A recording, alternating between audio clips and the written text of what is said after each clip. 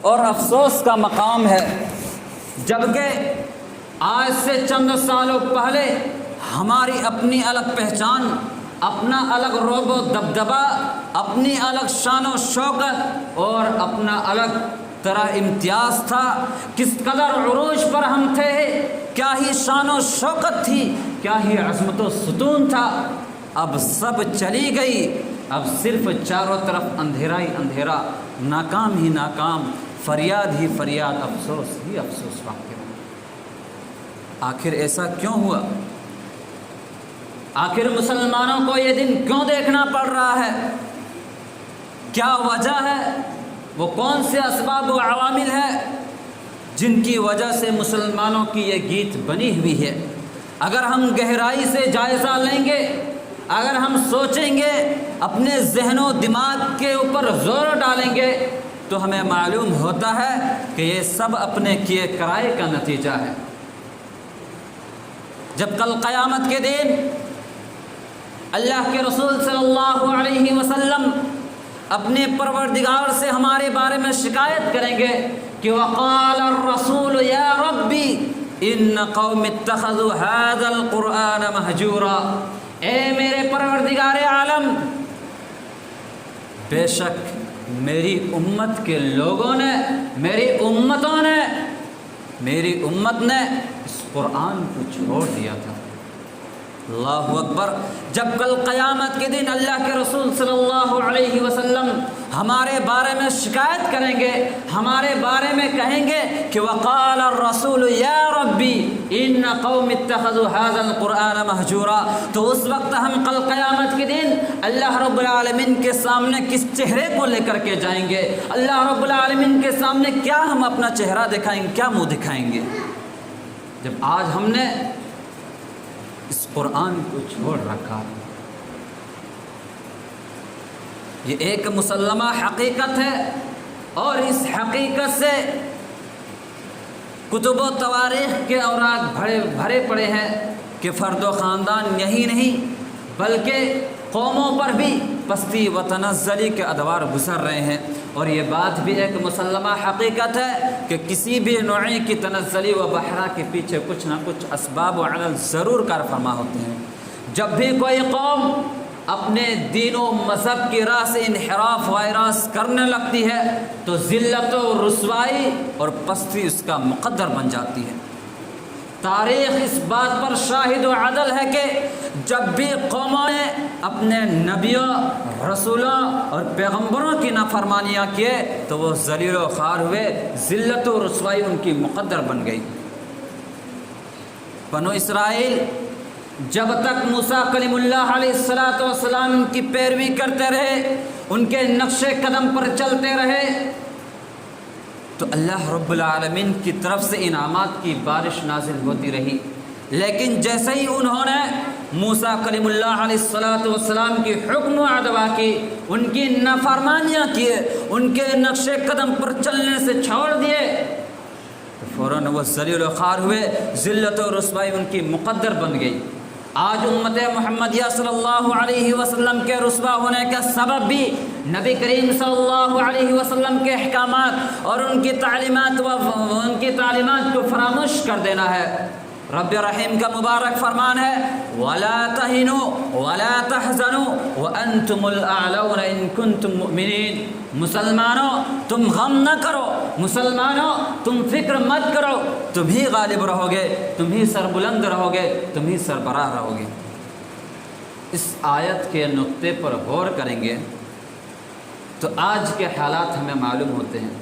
اے بچے آپ لوگ ادھر آ جائیں، یہاں کوئی کھیل تماشے نہیں ہو رہی ہے جو آپ لوگ ایسے ٹیک لگا کے بیٹھ کے اپنے باتیں کر رہے ہیں۔ میرے اسلامی بھائیوں، جب اس آیت کے نقطے پر آپ غور کریں گے تو آپ کو معلوم ہوگا کہ آج ہم کس رو میں بہ رہے ہیں، آج ہم کہاں جا رہے ہیں۔ اللہ رب العالمین کہہ رہا وَلَا تَهِنُوا وَلَا تَحْزَنُوا وَأَنْتُمُ الْأَعْلَوْنَ، کہ مسلمانوں تم فکر مت کرو، تم ہی غالب رہو گے، تم ہی سربلند رہو گے، تم ہی اونچے مقام پر رہو گے۔ کہ آج ہم اونچے مقام پر ہیں؟ کیا آج ہم سر بلندی پہ ہیں؟ کیا آج ہم سربراہ ہیں؟ نہیں ہیں۔ تو اس کا کیا مطلب؟ کیا اللہ رب العالمین کا فرمان جھوٹا ہے؟ نعوذ باللہ من ذالک، اللہ رب العالمین کا فرمان جھوٹا نہیں ہو سکتا ہے، کیونکہ اللہ رب العالمین نے آگے بھی کچھ کہا کہ ان کنتم مؤمنین، شرط یہ ہے کہ تم پہلے مومن بن کر تو دکھلاؤ۔ آج ہم اس فرمان کے مطابق ان کو پسے پشت ڈال دیے، آج ہم ان کو اپنے پیروں تلے رونگتے ہوئے نظر آ رہے ہیں، اور اللہ کے نبی صلی اللہ علیہ وسلم فرماتے ہیں ترکت فیکم امرین لا تضلوا ما تمسکتم بہما کتاب اللہ وسنت رسول صلی اللہ علیہ وسلم، کہ میں تمہارے درمیان دو چیزوں کو چھوڑ کر جا رہا ہوں، دو چیزوں کو چھوڑ کر جا رہا ہوں، جب تک تم ان دونوں چیزوں کو مضبوطی سے تھامے رکھو گے تو تم کبھی گمراہ نہیں ہوگے۔ آج ہم گمراہی کے دلدل میں پھنسے ہوئے نظر آ رہے ہیں، آج ہم گمراہی کے عمیق غار میں گرے پڑے جا رہے ہیں۔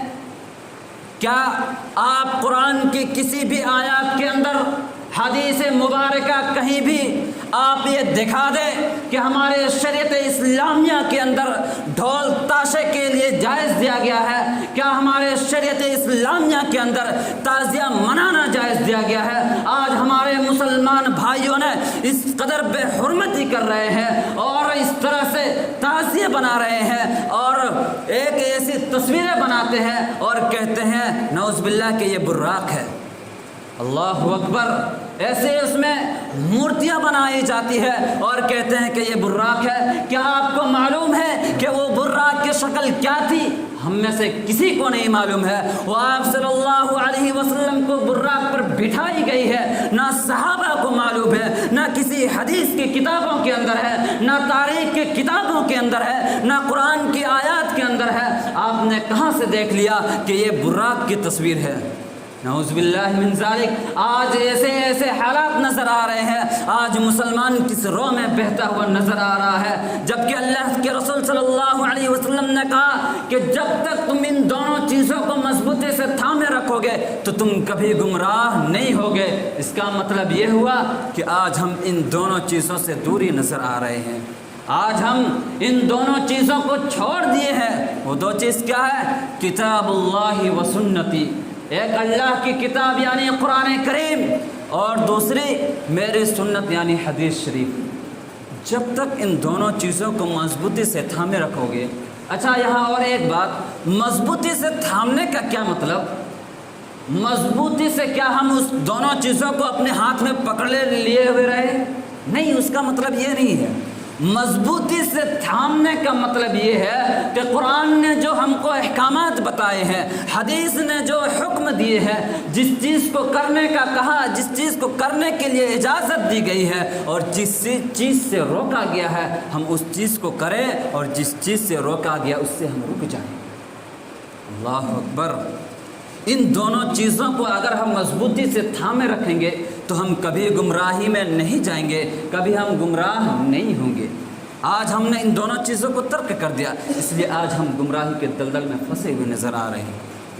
آگے اللہ کے نبی صلی اللہ علیہ وسلم فرماتے ہیں قد ترکت فیکم ما لم تضلوا بعد ان اعتصمتم به کتاب اللہ و سنتی رسولی صلی اللہ علیہ وسلم۔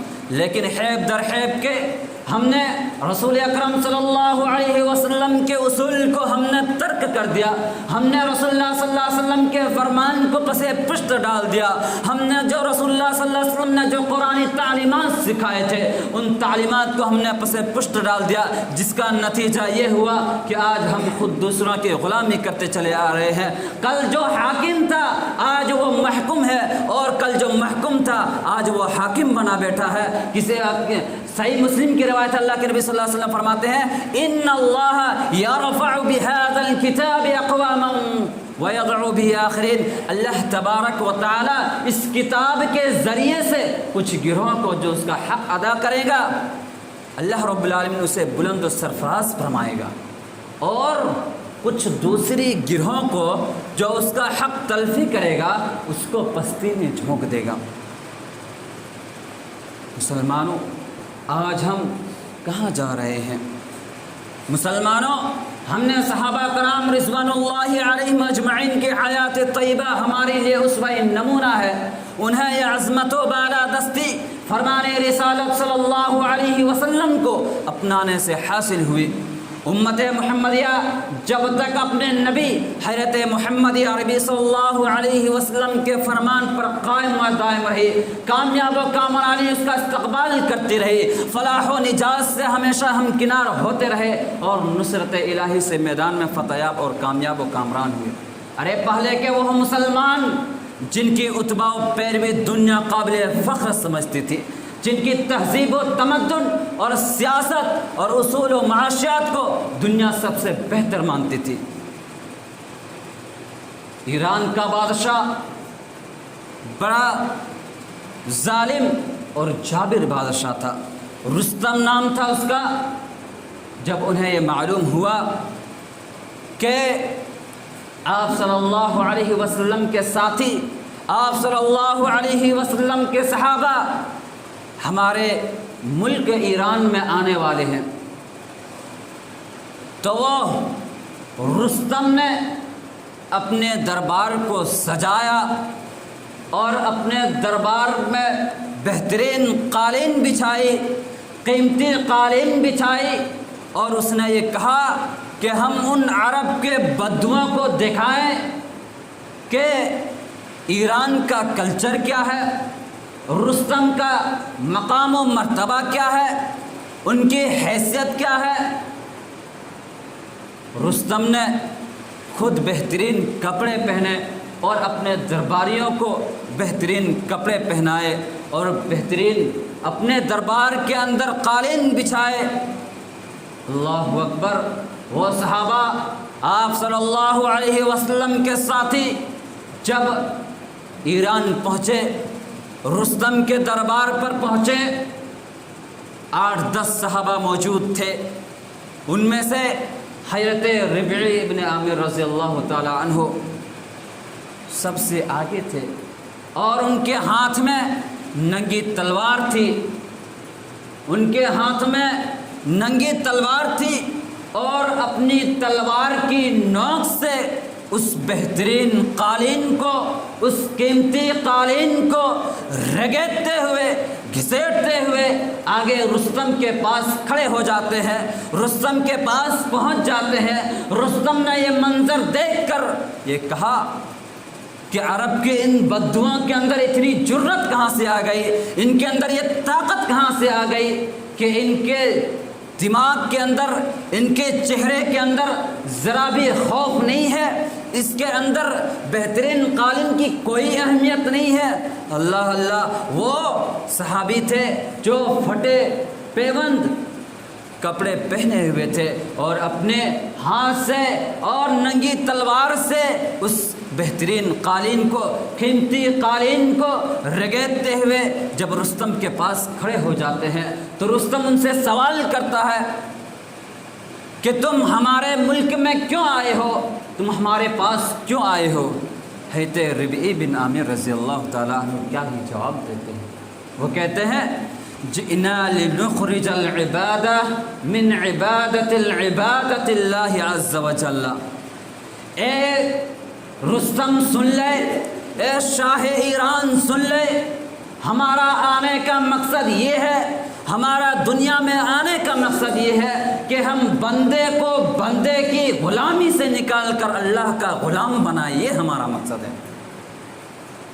وَمِن جَوْرِ الْأَدْيَانِ إِلَىٰ عَدْلِ الْإِسْلَامِ، اور دنیا کے ظلم و ستم سے نکال کر اسلام کے عدل و انصاف کی طرف لائیں. یہ ہمارا مقصد ہے. اللہ اکبر. آج ہم کس رو میں بہ رہے ہیں؟ آج ہمارے دلوں میں خود دوسروں کا خوف بسا ہوا ہے، خود ہم دوسروں سے ڈر رہے ہیں. جب آپ صلی اللہ علیہ وسلم کی اس حدیث کو پڑھتے ہیں، اس حدیث کو دیکھتے ہیں تو یہ نظر آتا ہے، یہ محسوس ہوتا ہے کہ آپ صلی اللہ علیہ وسلم نے اس منظر کو اپنے سامنے رکھ کر کے یہ حدیث بیان کی. حدیث سنن ابی داؤد کی ہے. حضرت ثوبان رضی اللہ تعالیٰ عنہ ان کے راوی ہیں.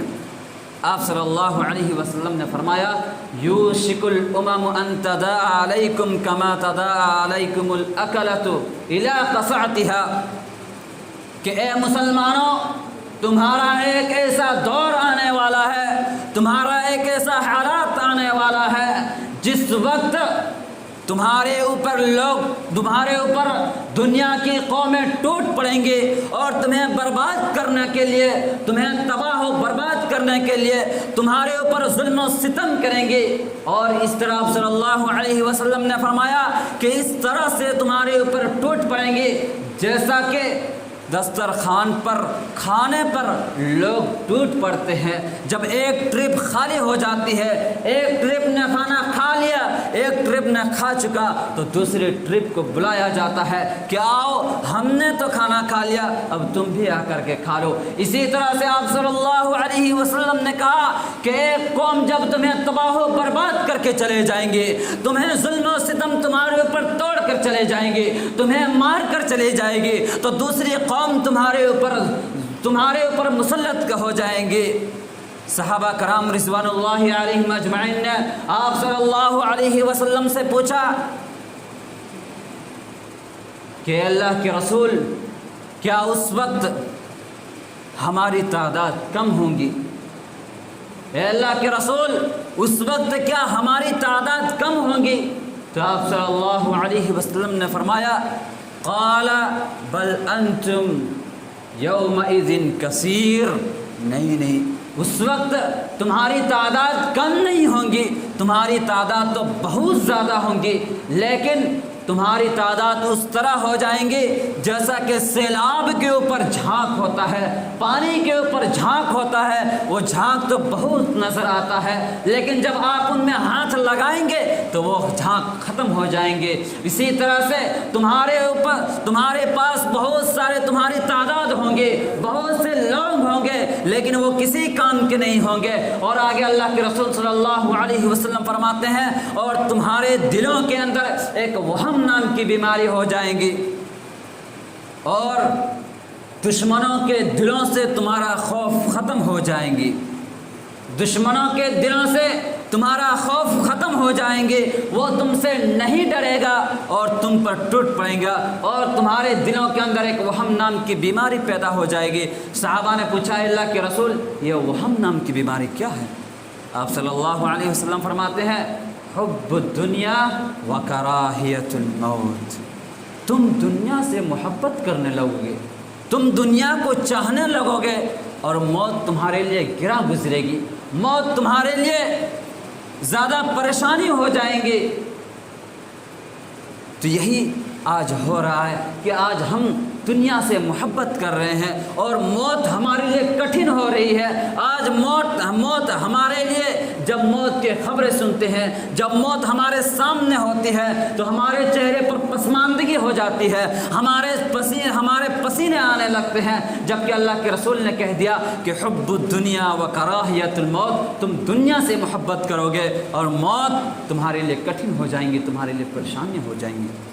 جب یہ حدیث جب سنتے، یہ حدیث کو مد نظر رکھتے ہوئے آپ صلی اللہ علیہ وسلم نے جب یہ حدیث پڑھی تو اس وقت ایسا محسوس ہوتا تھا کہ آپ صلی اللہ علیہ وسلم نے اس منظر کو اپنے سامنے رکھ کر کے یہ حدیث بیان کی۔ ارے پہلے کے وہ مسلمان تھے جن کی اتباع و پیروی دنیا قابل فخر سمجھتی تھی، جن کی تہذیب و تمدن اور سیاست اور اصول و معاشیات کو دنیا سب سے بہتر مانتی تھی، جنہیں دیکھ کر بڑے سے بڑے لڑاکو اور جنگجو ہی نہیں بلکہ سلاطین کی سلطنتوں کی چول ہل جایا کرتے تھے اور بعض بچہ اطفال ثابت کر دیتے تھے۔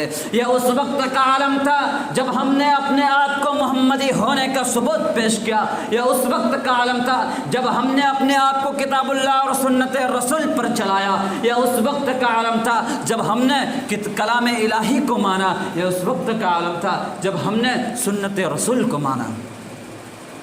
آپ جنگ بدر کے بارے میں جانتے ہوں گے کہ جنگ بدر میں صرف 313 صحابہ تھے۔ اللہ اکبر، 313 صحابہ تھے اور دشمنان اسلام 1000 کی تعداد میں تھی، لیکن پھر بھی مسلمانوں کی فتح ہوئی، مسلمانوں کی جیت ہوئی۔ اس لیے وہ کلام الہی کو مانتے، وہ کلام الہی کے نقش قدم پر چلتے، وہ سنت رسول کے فرمان پر چلتے، آج ہم اس سے دور ہیں۔ آج ہر طرف شور ہے، مسلمان تباہ کیے جا رہے ہیں، کوئی ان کا پرسان حال نہیں ہے۔ جس طرف بھی دیکھو، جس کو بھی دیکھو، مسلمانوں کو مٹانے کے در پہ تلے ہوئے ہیں۔ جس طرف بھی نظر ڈالو، مسلمانوں کو کمزور کرنے کی سازشیں ہو رہی ہے۔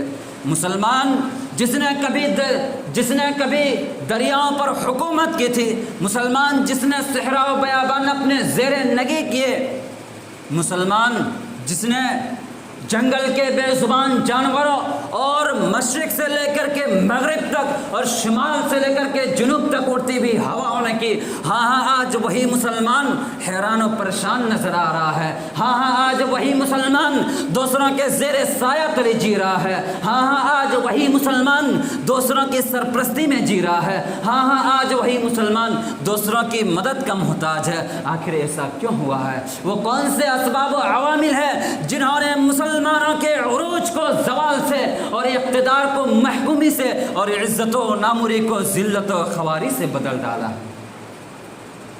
آخر وہ کون سے اسباب و عوامل ہے جنہوں نے مسلمانوں کے عروج کو زوال سے اور اقتدار کو محکومی سے اور عزت و ناموری کو ذلت و خواری سے بدل ڈالا ہے؟ اگر ہم گہرائی سے جائزہ لیں گے تو ہمیں معلوم ہوتا ہے یہ سب کے سب اپنے کیے کرائے کا نتیجہ ہوتا ہے۔ اس لیے اللہ تبارک و تعالیٰ نے ارشاد فرمایا، ان اللہ لا یغیر ما بقوم حتی یغیر ما بانفسہم۔ خدا نے آج تک اس قوم کی حالت نہیں بدلی، نہ ہو جس کو خیال آپ اپنے حالت بدلنے کا۔ آج آپ اخبارات میں پڑھتے ہوں گے، آج آپ اخبارات میں دیکھتے ہوں گے، آج مسلمانوں پر کس قدر کے ظلم و ستم کے پہاڑ توڑے جا رہے ہیں۔ ابھی حال ہی کا یہ واقعہ ہے، ابھی حال ہی کا یہ منظر ہے کہ 15 جولائی 2024 کو کولہاپور کے اندر وہ مسجدیں ڈھا دی گئی ہے۔ مسلمانوں پر کس طرح کے ظلم کے پہاڑ توڑے جا رہے ہیں، اور آج ہم مسلمان اپنے ڈھول تاشے اور اس طرح کی فضول کی چیزوں پر مشغول و مصروف نظر آ رہے ہیں۔ آج ہماری حالت کیا ہو گئی ہے کہ دوسری قوم کس طرح سے ہم پر ٹوٹ پڑ رہی ہے، جیسا کہ اس حدیث کے اندر بتایا گیا کہ آپ صلی اللہ علیہ وسلم بتاتے ہیں کہ دوسری قومیں تمہارے اوپر ٹوٹ پڑیں گی۔ آج وہی حال ہمارا ہو رہا ہے کہ آج 1992 کے اندر بابری مسجد کے گنبدوں کو توڑ دیا گیا، اور آج 15 جولائی 2024 کے کولہاپور کی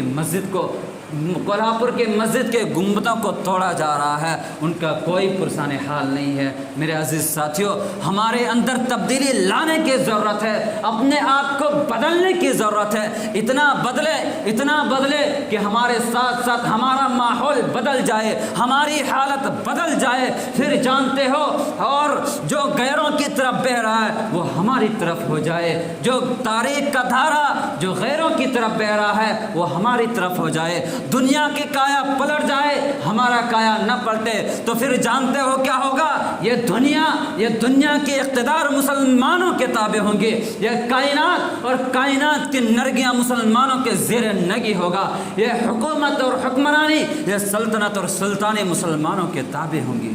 لیکن یہ اس وقت ہوگا جب ہم کتاب اللہ اور سنت رسول پر عمل پیرا ہوں گے، یہ اس وقت ہوگا جب ہم ومن اعرض عن ذکری فإن له معیشۃ ضنکا ونحشرہ یوم القیامۃ اعمی پر عمل پیرا ہوں گے۔ یہ اس وقت ہوگا جب ہم سنت رسول کو اپنا دامن بنائیں گے، یہ اس وقت ہوگا جب ہم فرمان الہی کو اپنے سینے سے لگائیں گے اور اس کے حکم پر چلیں گے۔